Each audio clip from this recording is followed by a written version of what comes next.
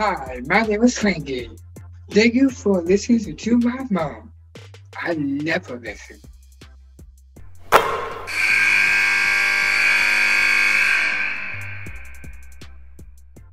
Aliyah Boston, what a thrill. Thank you so much for joining us on Nothing But Net. Of course. Thank you for having me. So, how's it going as the number one team? What's life like walking around campus in Columbia?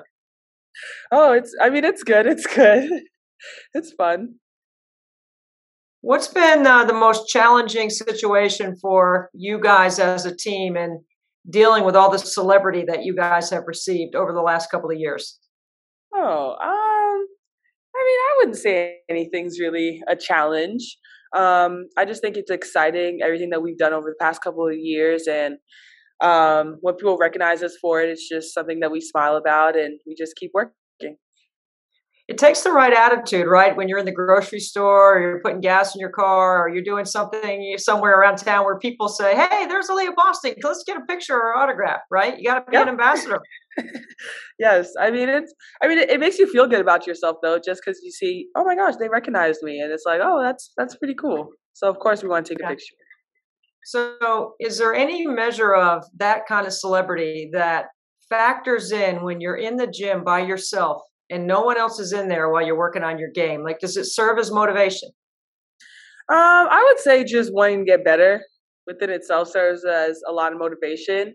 But I guess you could say that also because you want to just work hard because you know that people are watching and you just want to make sure that you're playing the best that you can.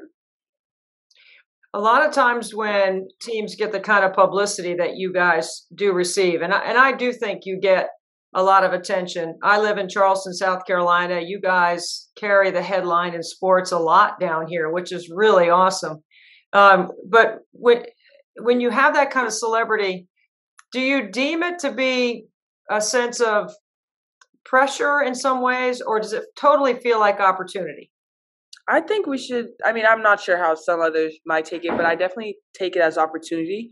Just because, yes, pressure comes within itself. I feel like individuals in our own team probably puts pressure on themselves. So we shouldn't really take that celebrity thing as pressure just because we're doing what we love to do, and which is play basketball. So it's just opportunity to just continue to get better and show people what Gamecock women's basketball is all about. You made a considerable commitment in the off season to your fitness level.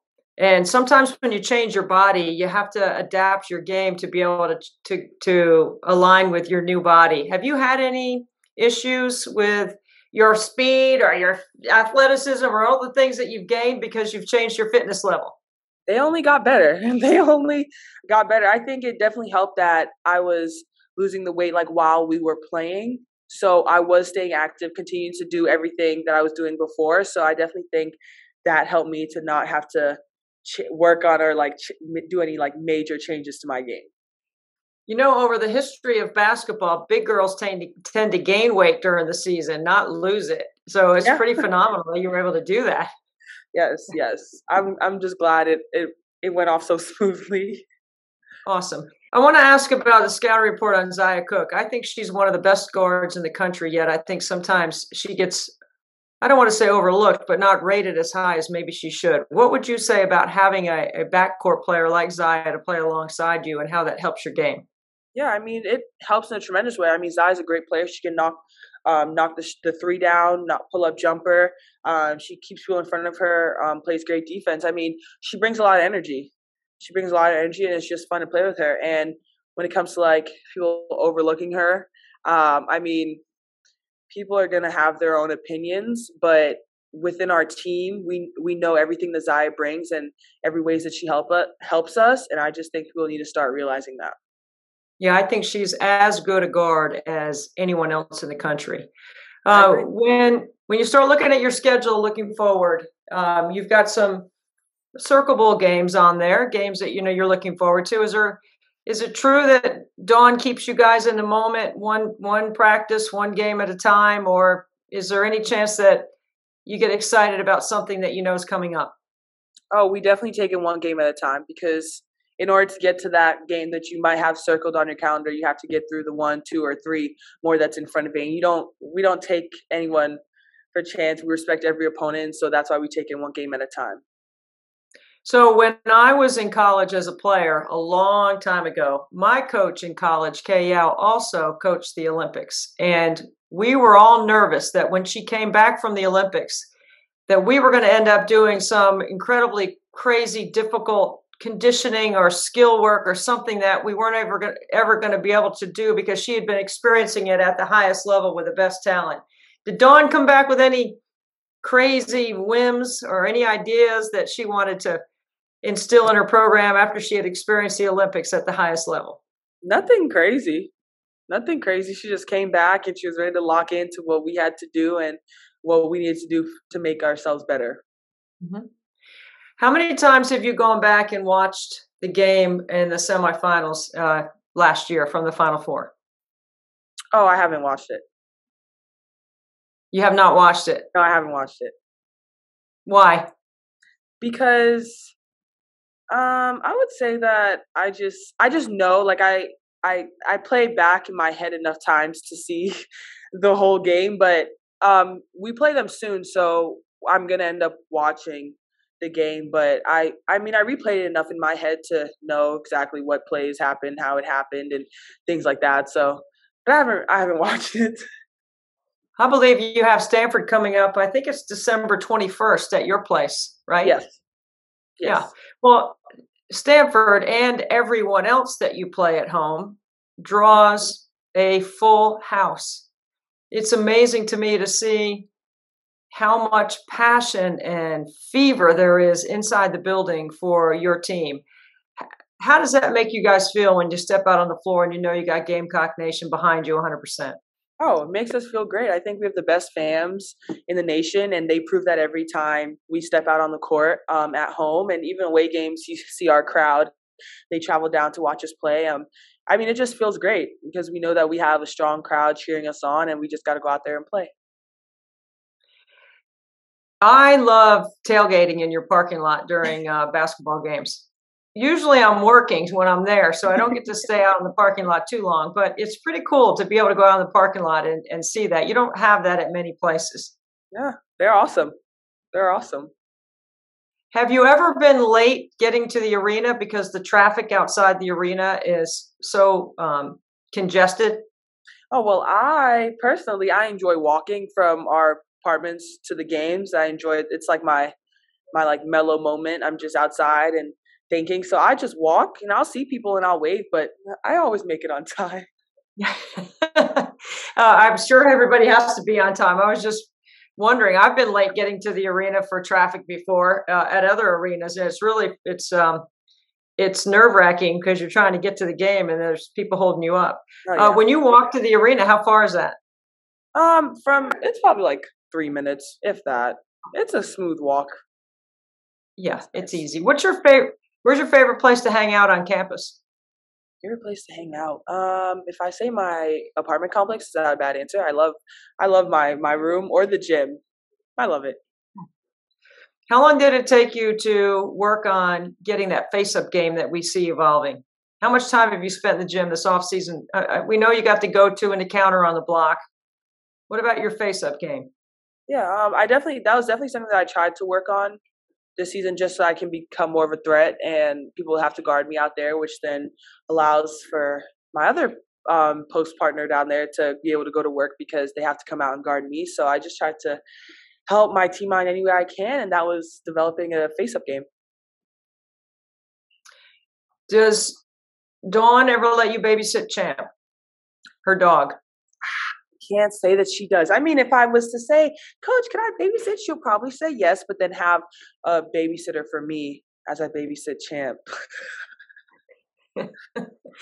I know all the best players, the All-American candidates, all the All-Americans, Player of the Years, all those players all know each other well because of USA Basketball. And recently, Paige Becker suffered an injury. Have you had a chance to talk to her? Is she somebody that you would send well wishes to? Are you close like that? How does that work? Oh, absolutely. When I saw the play happen, I actually texted her right away, and I was like, I just prayed for you, and that I told her that I love her. But yeah, I mean, injury is not something that you wish on anyone. I don't think, no matter what you guys could be, even if you guys are competing for like the same spot or the same team, I don't think that's something that you need to wish on anyone. And you don't want that, because you want to play against the best and you want to just continue to compete against the best. And you don't want anyone to get hurt, because that's just a sad case scenario. But definitely been praying for her. My family has a prayer group that prays every night, and she's been in our prayers since she got hurt. So I'm just praying for a good recovery and a quick recovery for her. Yeah, I think a lot of people would find it surprising how connected all the top players at the top of our game are. I think there's a special connection there, because I think you obviously accept the role as an ambassador to the game. All the top players seem to accept that pretty well. Is that something that you ever talk about? Like, how do you handle your stardom when you guys are together? I mean, I just think we're all friends. And so I just think that just helps. Like we know each other pretty well. And so when we're all together, it's just fun. Even when we play against each other, it's like we know we're just competing. But once the game is over, we're back to being friends. Aliyah, you seem to have this such an engaging personality with your teammates. It clearly looks to me and most people that watch your team play that you are the leader. And there's sometimes when you guys may not be doing things exactly right in the first half, but when you come out in the second half, it looks like you always make the right adjustments to be able to play at the next level. How much of that has to do with Dawn's adjustments or your adjustments with your teammates? Yeah, I think even when we go in at halftime, Coach says what she thinks we need to just continue to do to be better in the second half. Even before Coach comes in, I might say something and just talk about what we need to do. But I think it just helps that we all talk to each other. Like if I say, oh, I think we need to work on this post up, or like see the post, but then Zaire, Henny, or Alay might say, well, I think the skip pass is open. So I just think that there's just an open line of communication between each other. And I think that definitely helps as alongside Coach Staley and what she thinks. Mm-hmm. How much film do you think you watch to prepare for an opponent personally? Oh, I watch a lot. I watch a lot of film, but once I know who we're playing, I usually watch old games, or I look up games where it was a close game. Then I'll go on YouTube and I'll look their game up, and then I'll watch the film that the coaches give us if it's not the same game. And then I'll look at like their key players and look at what they like to do. And it's just a whole lot, but I just keep going. But it works. So yeah, well, a lot of people talk about watching film and they watch themselves. How much do you watch the way the other team defends you, or how, what might be open in certain actions when you have the ball? How much of off the ball are you watching, and how much does that help your IQ as a passer? Because you're a really good passer from the top of the floor. Thank you. Yeah, I do. I watch film with Coach Fred, and then after most of our games, it's usually posted on YouTube by like the next day. And so I like to hear it with the commentators, so I can hear what they think also. And so I'll pull it back up and then watch the game and watch. Sometimes it gets hard though, because I like cringe at my own self. I'm like, oh, why did I do that? Or why didn't I duck in? Or why did I pop? And sometimes it's hard not to pause it, but I'm able to do it. I just have to, so I can see the floor and see what other people are doing and work from there. The other thing I want to ask you is, last year with the COVID year, you really couldn't have scout teams. So you didn't have any guys really in practice. And this year you're able to have the guys. I know it's a rigorous tryout to be able to get a position, because Lisa Boyer ain't no joke with the scout team. Oh, no. Right? Oh, no. Totally. Right. Tell me a couple of stories, if you can, or something Lisa may have said or yelled at a scout team guy because they didn't pay attention, or if they didn't have the scout right, or they weren't imitating. It's her and Coach Fred and Coach Law. They all do it. I mean, I don't think there's like a particular story, but if they don't have, they go through like so many plays. And I think the scout team does a great job, but as soon as they mess up, it's over. It's over for them. Right. It's time for a sub. It is. But they work so hard, and I'm glad that we're able to have the scout team back, because I think they just make us so much better, because they're fast, like really fast, and they compete. Like we get nothing easy, like nothing. And so I just think it helps us, because when we get into the games, it's like we're already expecting physicality, or we're expecting it to be this way, and then just go in and try to kill. You have enough talent on your team this year that you could have 2 starting fives, really. I mean, if you wanted to break it down, there'll be some games this year on your schedule where your second team would be better than the team that you're playing. And that's why the scout team comes into play, playing against a bunch of guys, right? Oh, Because definitely. the guys really change the tempo. They're more physical. Yes, they are. Oh, they got that. They got that part down. And they have to study the sets. When you say they give them a bunch of plays, you're talking about them executing out of bounds plays, sideline out of Yes, bounds. sideline out of bounds, their plays, their defenses, when they switch up their defenses, how they play their defense. Yeah, they have it all. They have it all. That's why you can see some scout team guys going on to coach after having an experience Oh, like absolutely. that. They got it all. They know I always exactly think it's what to do. interesting. Yeah, they don't get stuck just playing defense all day. They got to do the whole thing. Yep, the whole thing. When you look at your whole experience so far, Aliyah, and it's been so fun watching you grow and mature and watching your game change in your body, your commitment to your teammates, all of it. When you look at the game through your eyes, what's the most fun part about being in your shoes right now? Just playing with a great team. Just playing with a great team. I think we have a lot of fun, and I think we have a lot of different personalities on the team that makes it fun. Like everything's funny to us. Like everything is just, there's never really a dull moment. And I think that's what makes it fun because, I mean, we work really hard on the court, but to be able to work hard and it's not like anything that's like a burden to us, if that makes sense. Like we just have a lot of fun doing it. Even when we make mistakes, we're still talking to each other and we just work that way. When you get done playing and your basketball career is finished as a pro, what do you want to do? I want to be like a ESPN like analyst. Really, I want to stay within the game.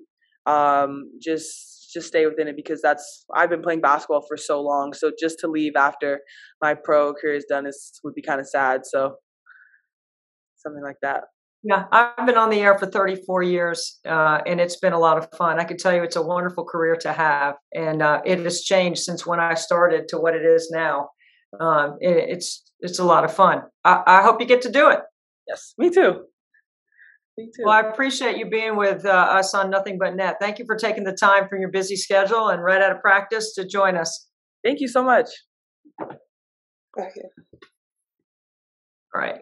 3, 2. Hey, Ryan Howard, one of the all-time greats in the University of Kentucky, joining us on Nothing But Net. Ryan, thank you so much for being with us. Thank you for having me. Hey, this is a busy time in a college student's life. You got some exams, you got some games. What's going on campus right now? Well, my finals are, like projects because I'm a digital media major, so it's kind of good. What's one of the projects you're working on in your digital media studies? So I'm in a fibers class, so like you learn how to crochet and stuff, and I made this pillow for my final. It's got all my teammates' initials on it, so it was pretty good. That's pretty cool. When you're done playing basketball, what would you do with that degree? How does that translate to the real world? I could become a graphic designer and be like, do the promotions, create logos, create like different posters, or I have experience doing like photography and videography as well. So. Have you created your own logo for yourself yet, for your own brand? Yes, I have. All right. Well, I will look forward to seeing that when I see you in Louisville on Sunday, because we've got at 1:00 at ESPN in Louisville. We got Kentucky and Louisville playing, which is always a great rivalry. It's always a great matchup. You've played in this rivalry a couple of times. What do you love the most about playing in it? It's just great to be able to play, a rival team, and then just the fact that I'm playing against. Coach Walls after playing for him a couple of summers. It's just great. And then I have a couple of friends on that team, and it's always going to be a huge crowd. It's just fun. I know Coach Walls is probably going to whisper something in your ear while you're running up and down the floor, because he did coach you.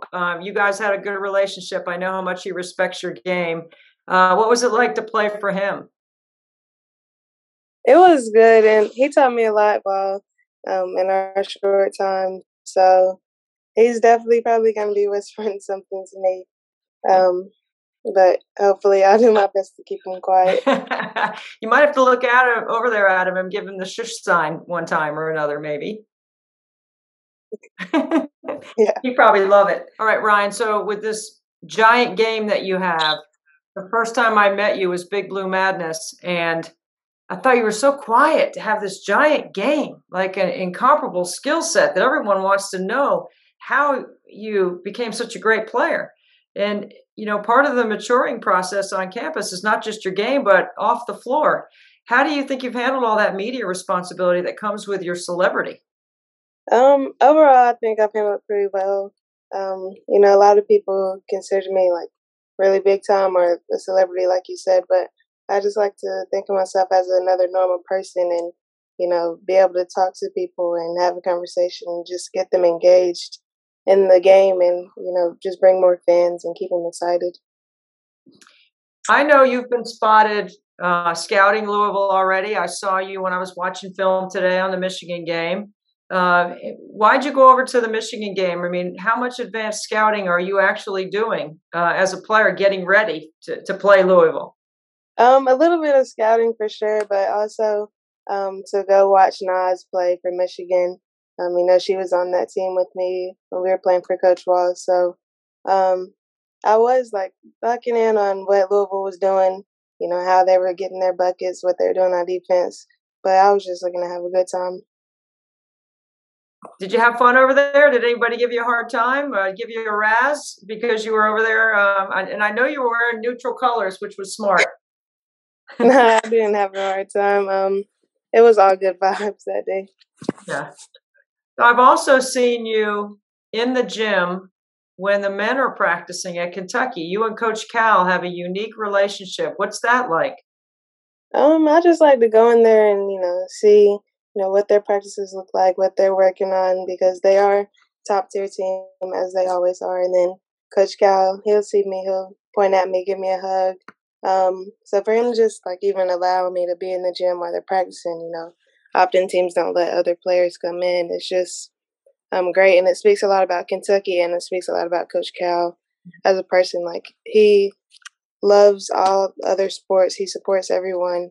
And then like he's overall just a great teacher. So I look to learn stuff from them and from him in general that I could take back to our side of the program and just help us get better as well. What's one or two things that you have learned from your conversations with him or from being in the gym with him?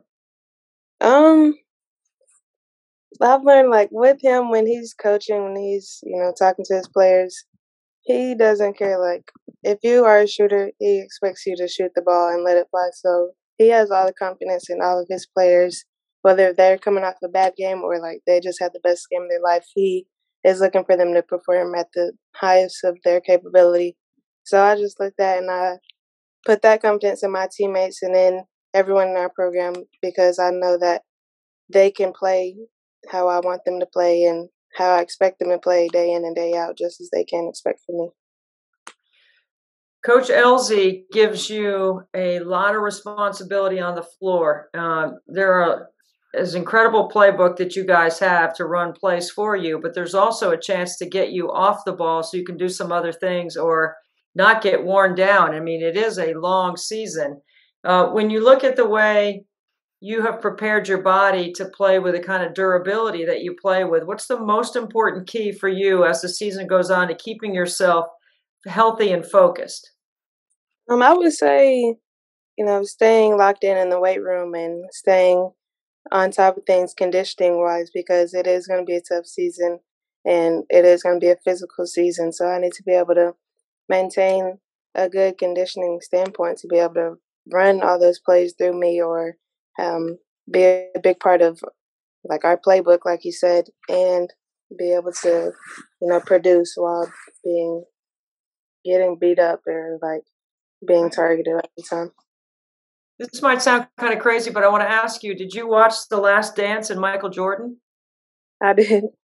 Yeah. So do you remember that part? Because you just made me think of it. The part where he got in the weight room and did more in the weight room because of the physicality of the pounding, the targeting, the double teams, all the things that he had to deal with. Do you see yourself sort of, like that? Most definitely, with a new strength and conditioning coach and Coach Taylor, he has us doing everything that we need to be doing and at the highest weight, but at the smartest, capability. So he's not killing us, but he's making sure that we're maintaining our strength while getting stronger at the same time. So I would say I've been very locked in, and sometimes I don't want to go in there, but at the end of the day, I know it's beneficial for myself and for my teammates. Yeah, we all have seen Coach Taylor around for many years. So, yeah, I can understand why you might not want to go in there. So what about Coach Elzy? What a transition for everyone last year. And then you guys get off to such a great start, and Coach Mitch Barnhart takes the interim off, and now she's the head coach, and this is her first full year. How's it going for you guys? Obviously you have to be connected to be able to have the success that you're having. It's going pretty good. She knows what she's doing. She's not new to this anymore, so she's expecting us to come out here and basically make her look good. But behind closed doors, she really cares about us. She's pushing us as hard as she can because she knows how much we can give and how much we care about this game. As the season goes on, it's going to be challenging, right? The SEC is known as a physical, rugged league. What are you planning to help your teammates understand as the season goes on? What's important moving forward that you make sure you guys are connected on?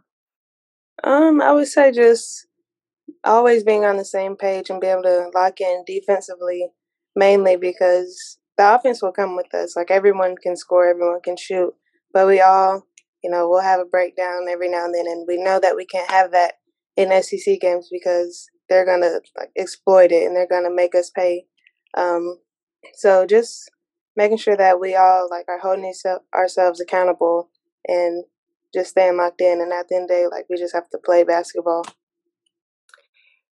What do you think about the WNBA? Are you trying to just keep that out of your focus, or because last year you could have gone and you decided to stay to come back? So you came back because you wanted to accomplish some other things. How do you make sure, this whole conversation about potentially being the number one pick, how do you keep your focus on that? Think about it really. So I've had talks, we have a new coach, and Coach Gigi as well. That's what we call her, Coach Gail Guessing course. And she was like, so do you want to talk about it, or do you just want to, not talk about it? Because she's been in a position where her players have obviously gone to the league. And I was like, you know what? If I do what I'm supposed to do here, then all of that will follow. So I just take my time and focus on the task at hand and focus on helping myself get better, help my teammates get better, so that at the end of the day, it's not just me being set up for success. We're all being set up for success. You have achieved a lot individually. There's no question. You've been back-to-back SEC Player of the Year. You're an All-American. You're one of the highest scoring players in the country. And there's some people out there that criticize you, that say that you take plays off. What do you say to that? I'd say they need to get up there and try to accomplish what I've accomplished. I wouldn't say I'm taking plays off. It's just a matter of not taking every shot, getting my teammates involved and keeping them involved. Because what if I have, say something happens and I have to go out? If I'm doing all of that and I'm taking every shot, they're not going to know how to play without me. So it's just a matter of setting everyone up and knowing what to do and when to do it. I'm perfectly fine if you want to rest on the defensive end. That doesn't bother me one bit, as long as you're not tired on the other end. It's good for the game. Rhyne, I'm so proud of everything that you've done and the way you've represented Kentucky and the way you represent yourself and your family. Your teammates are lucky to have somebody like you that plays as hard and competes as hard as you do. And I look forward to seeing you at 1 o'clock on Sunday on ESPN against the Louisville Cardinals. It'll be a lot of fun. It will be. Thank you so much for having me. All right. See you soon. See ya.